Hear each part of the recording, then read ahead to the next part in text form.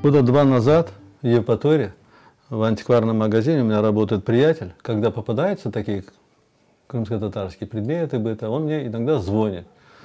Вот однажды звонит, мне говорит так и так, говорит, вот есть, говорит, с ханского джами, ну, хан джамидин, есть, говорит, перилы мне, приедь, посмотри. Было вот к стенке прислонено, вот эти отверстия, видите, вот так и было к стенке, как украшение такое было, оформление какое-то было, ну, в общем, там же деревянных михрабы были, может быть, оттуда, откуда-то, вот знаете, вот когда не михраб, а вот когда мулла на возвышенность поднимается, когда читает же, вот, может быть, из этих, как говорится, конструкций.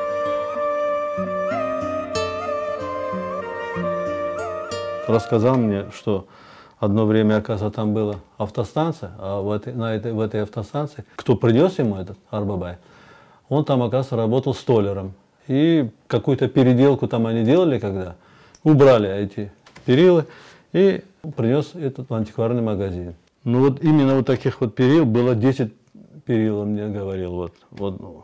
Из-за того, что он в таком состоянии, вот он те остальные продал, говорит, в Москву какому-то коллекционеру, а этот остался. Я когда увидел его, во-первых, мне очень понравилась вот форма, интересная резьба, даже вот красочка, вот видите, матовая такая краска, даже вот видно, что это краска старая, таких красок же нет, видите, матовая какая-то краска, еще цвет такой интересный, видите. Один раз вот было это все покрашено, сразу видно, что это старенькая такая штука.